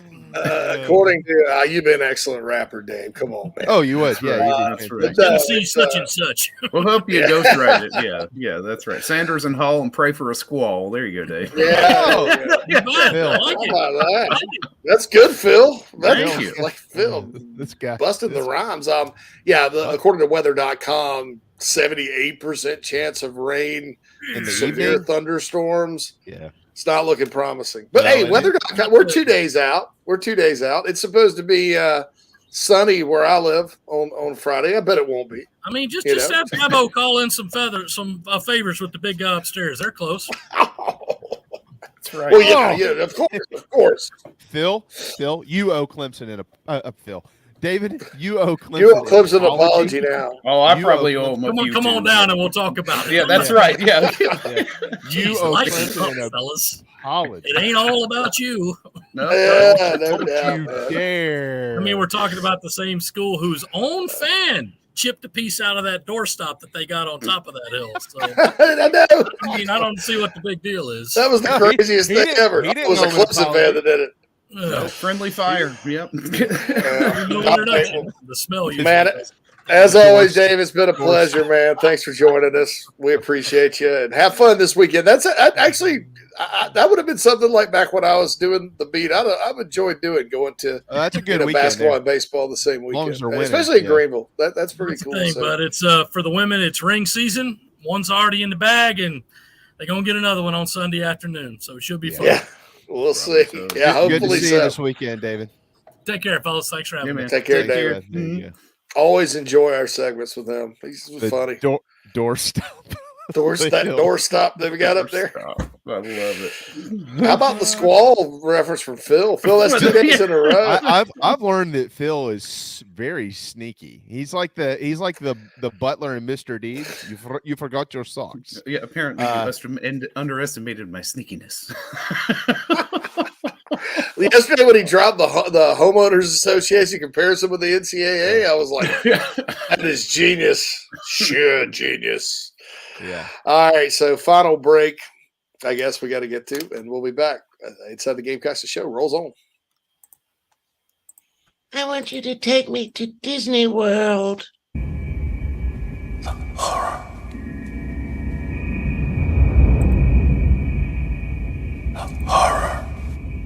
Calm down.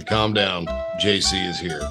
As y'all know, folks, the family and I have visited Disney World many times, but it can be overwhelming, especially if it's your first time going to the most magical place on earth. I highly recommend wherethisroadleads.com and my friend Cherie, a certified Disney vacation planner. That's right, the mouse has given her permission to book your family vacation hassle-free. You don't know where to go, don't know where to stay, don't know where to eat, don't know what to do. It can be overwhelming. So get on wherethisroadleads.com and schedule your free consultation right now. She can help you out. The prices are very reasonable. You don't pay any extra fees. In fact, she's much more reasonable maybe than booking it straight through Disney. So for your next Disney vacation, or, more likely your first, so you don't panic, go to wherethisroadleads.com and talk to Cherie, certified Disney vacation planner, a partner of Inside the Gamecocks, the show.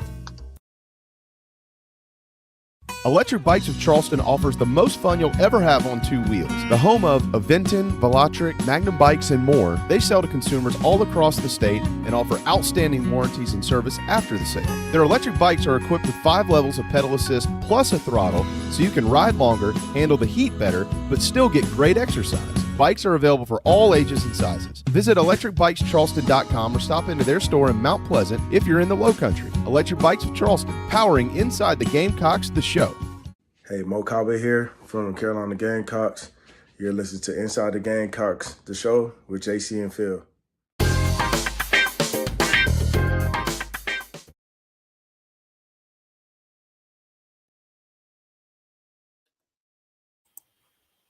Audio. I was trying to figure out what was going on here. I was wrapped up in the horror to bring us out of that. Yeah. But this is Inside the Gamecocks, the show, live from Sinorama Studios and brought to you by Express Sunrooms of Columbia. I was thinking during the break, I missed it because I'm not as savvy as Phil. But if I was, I have a great idea for DC this weekend. We send him an electric bike from Electric Bikes of Charleston. He'll be there in no time. And that actually on an electric bike, you could be there in 5 minutes. Honestly, you'd be there if people aren't in your way. 28 miles an hour, you'd be there in about a minute. I was like, unless Michelle and her team provided the ones up here for the city of Greenville, it would probably be a much better quality to get it from them down at Electric Bikes of Charleston. Because there are some here that the city does provide. But I don't know. That who would sold be them, but- maybe Michelle needs to do some type of deal with like the Post and Courier and the Big Spur and all the outlets that cover the game. So when you have these double ups, you just hop on your electric bike and get on where you need to go. We need somebody to tape it too, because that's part of the fun. Putting those guys on the bikes, it's like, hey, here's DC riding the bike. If I were there, hell, I'd do it. Yeah, same. It'd be on electric mode the entire time. Yeah, I'd do it. Yeah, I was going to say, making that trip from the well down to Floor Field. Yeah, it's how far is it? Too bad. Maybe it's down now but it's downhill going from floor to the wells uphill. Yeah, that's the other thing. You want to make that trip first and then get drunk. And then that way you've got the easy ride home. Unless you were on the electric bike, and then you just use pedal assist to head back. My apartment was toward floor, so that's why you start on the other end. Because I kind of miss living there thinking about that now. Wish I was there, Phil. Yeah. Ringles turned into Quantress and Cloninger is an elite guest. You guys should have one weekly. I think so. I think we need to work on that. Put it this way, yeah, we've got conversations happening. Put it that way. We've been having some conversations, about that. So we're having conversations about others too. So Churchill says there's two ways to look at the shortage of pitching. And playing devil's advocate here a little bit. Clemson doesn't have much pitching, and now they only have to play 2 games. Well, no, he's not wrong. And as he just said, Carolina set up to throw 27 innings. Clemson not so. There's true, but either way, you've got a pitching advantage. So if you only get to play 2, the team that already has the advantage is going to still have the advantage, and you don't have to walk into Doug Kingsmore Stadium with a bunch of dudes that have never actually been in there. Yes, playing that game on Saturday or Sunday would be a little bit more beneficial than on Friday night when you got a brand new roster to it. So. That's been my most concerning deal all along with this series is, think about it. Messina never played it there. Cassis never played there. McGillis never played there. Wimmer has. Yeah. LeCroy has. Stone never played there. Denny never played there. Petrie never played there. So, you got 7 or 8 guys in your lineup that, not saying they can't get it done, but there's a little bit of an adjustment. So, but anyways, here's my prediction. They bring the 10-run rule into play this weekend, and they beat them 40-0 both games. Carolina does. They hit 25 home runs. That's fair. Outstanding prediction, Jamie. I used to do that. I used to do that for Wando on JB and Gold. Are they going to write a column saying South Carolina has to apologize? For that. I something tells me we're not going to see Carolina baseball players run down that silly hill. No, that's like is it? Because it's one of those act like you've been there before, and this team and the coaching staff knows how to comport themselves. As I've said, I think the Clemson people totally overreacted about it. Oh yeah, it is peak UCF though. Peak UCF. Yeah. You know what? I'll be honest. If I was a Tiger fan, I'd probably be like, that is just freaking classless, because it was. Like, I absolutely defend that. What I don't defend is some gatekeeper for Clemson athletics who has a pen in his hand, who calls himself a journalist. Half the time the crap he writes is just a bunch of gibberish bull crap, especially when he's wearing their colors in the press box. Like, you can't do that. And that's it. Like, your column is about apologizing? Did you just watch the series? How about what's wrong with the baseball team? Oh gosh, yeah, journalist, such a man. Whiny tone to that article. It was so he got whiny. his It was like feelings listening to hurt, my like- 6-year-old. When you tell her she can't watch TV or can't go outside. Even Sapikoff was trolling him on Twitter. Good for him. That's the one thing. Like, Gene, people can hate Gene all they want. I've known Gene a long time. Gene's a really good person. You agree, disagree with what he says? I've disagreed with him 1,000 times. Okay, I don't always ever. 50% of the time, put it that way, I agree with him maybe. But the one thing I'll always say about Gene Sapikoff is he follows the rules. He's JC. You've been in how many press boxes you been in? All right, there's a difference in being a reporter and being that guy. And like, So you can hammer reporters for certain things for what they write, but when reporters get their feelings hurt over the school that they cover, they're not reporters anymore. No, and it's one thing if like the national media is unfairly coming after your coach because or a player because they don't have the facts, right? Because that does happen. And it's one thing for the local guy to say, hey, you people that live in this ivory tower need to shut up because you don't know what you're talking about. And I ran into a situation like that where basically during the coaching search that ended with Will Muschamp had the job. I had it. I'd reported it. It was done. I knew it. And Ray interviews Rich Rod at the end. Rich Rod allegedly turns it down. The AD at Arizona, which I think at the time was Greg Byrne, who's at Alabama now, leaks it to Feldman that, because they want some pub that Rich Rod had turned it down. And I was like, well, no, that's not true, and it was because I knew that Muschamp was the guy. And in situations like that, where it appears you're kind of being a homer, but you're really not, I don't mind that. But this whole UCFO's Clemson an apology. Well, for what? They're kids. They're college kids. What I mean, yeah. But that's the same kind of mindset up there. I notice with Clemson, where their fans are convinced that Carolina fans throw batteries at their players and stuff. I've never. Oh, yeah. That is like an urban legend. Where's the proof of a battery? I mean, maybe somebody somehow at one point threw a battery. We're still a battery. They respect this Clemson. Let's go Rock Hill, Rockin' Hill, man. That's that's not okay at all. Like, there's nothing about throwing anything on the field that is okay, and you should be thrown out of the game when you do that. But there's also 80,000 people in the stadium, and to say something like they throw batteries, that implies that there's a lot of batteries raining down. If there was one, that's fine. That's a rogue. There's one too many. Don't and get you me get wrong. rid of them. Yeah.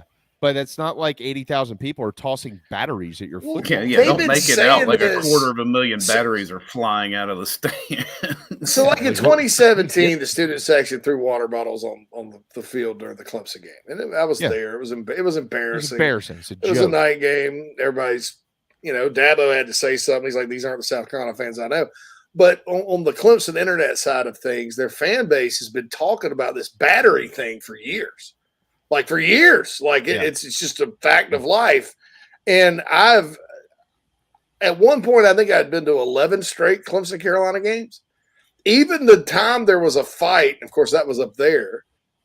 There were no batteries being, I've never batteries, and it just keeps going on and on and on. And then, some of their internet fans that they back that up with, the Lord Jesus Christ, that doesn't like those people or whatever, which we all know that religion and Christianity and whatever religion you follow has absolutely nothing to do with college sports at all. Not even BYU and Notre Dame, baby. God don't care. God's not pulling for Clemson. God's not pulling for Notre Dame either, or BYU. Maybe a little bit Notre Dame. Maybe. No, he's a Loyola Chicago fan. Because Sister Peter Marie doesn't he doesn't care. Hey, God's probably like a Wyoming fan. Because that's God's probably country. a Wyoming fan. Because that's God's country out there, as JB knows. He's probably the champion of the underdog too. So God's probably just like out there, like I love Clint Wyoming. Eastwood. He's like, wide open. It's like John Wayne. I like the wide open spaces. Wyoming's my team, the Cowboys. So anyway, but yeah, let's just make it clear right now. The Almighty could give a flip about Clemson University or Dabo or anything to do that happens on the field. And South Carolina fans do not have a reputation of throwing batteries. You can ask any other visiting fan base. They say, yes, it's a loud crowd. It's a rowdy crowd. But most people think, Carolina people are pretty hospitable when they come to the stadium. So I don't know where this battery thing came from or this Jesus thing came from, but they're both wrong. And that's the mindset of UCF owes us an apology for doing. I mean, they were, to me, that would have been a sign of, well, they were really, most of them are probably, a lot of maybe Clemson football fans. Oh, it's a dream to run down the Respect this Yeah. hill. What I would have, if I was exactly turn it around on him, be like, wow, man, this is how cool our entrance is in college football. Even UCF's baseball team wanted to run down the hill, but no, butt hurt, column, and everybody laughs at you. Once again, they wonder. My cousin was, I'll finish today on this. My cousin was in the airport in San Diego last week, coming home from work. Struck up a 30-minute conversation. Very nice guy with an Oregon football fan. He said, I didn't say one word. All he looked at me and said, you're a Gamecock fan. I tell you what, man, I don't know how y'all do it. I can't stand that Dabo Sweeney. This is an Oregon football fan in an airport in San Diego. So it ain't my fault the whole country laughs at them. They've done it to themselves. No. That Dabo Sweeney. See, my life, I can't get away from. I see close people everywhere. In the store. Outside of the Final Four in Phoenix, guy with a Clemson jersey on. And so we're at a little bar, and most of the people there do not like Clemson because they've been good, basically. Well, then some couple comes in, decked out in orange. They live in the neighborhood. Daughter goes to Clemson. Jeez. Can't get away from it, man. Anyway, God love them. Yeah, God love them. Is what it is. So. Oh yeah. We do have Kip Botnight joining us at the top of the program tomorrow to preview the series. He knows a little bit about beating the Tigers, and we'll get his insights on that. JC will issue an apology to Clemson tomorrow for what he's had to say today, as he's taken multiple shots at him and their immediate media. I'm going to go pray about it, and the good Lord's going to tell me if I don't. Y'all Clemson fans, go ahead and hold your breath. Definitely going to hell or getting thrown in Lake Hartwell. That's about the same, isn't it? When the water level's up, it's fine. But when it's that mud hole, yeah, that'd be dangerous. Congratulations. Congratulations once again to Kevin Miller from Lexington, South Carolina, for winning a Gamecock room via our friends at a couple of painters. We'll see you tomorrow at 11 on Inside the Gamecock.